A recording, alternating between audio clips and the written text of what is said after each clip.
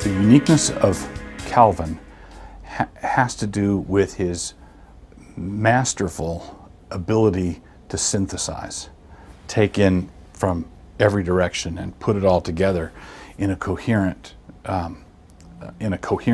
whole.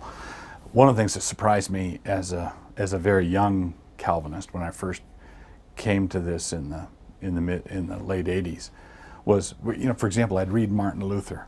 When I read Martin Luther's Bondage to the Will, Martin Luther's more Calvinistic than Calvin is.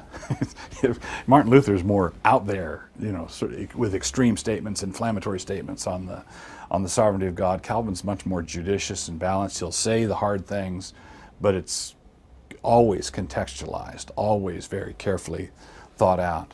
And that's not to take away from reading Luther. That was a lot of fun. Luther's a lot of fun, but I always have the feeling that Luther's a little more irresponsible than Calvin. Calvin's always responsible, balanced, judicious, and steeped in the early church fathers, knows church history, knows the scriptures backwards and forwards.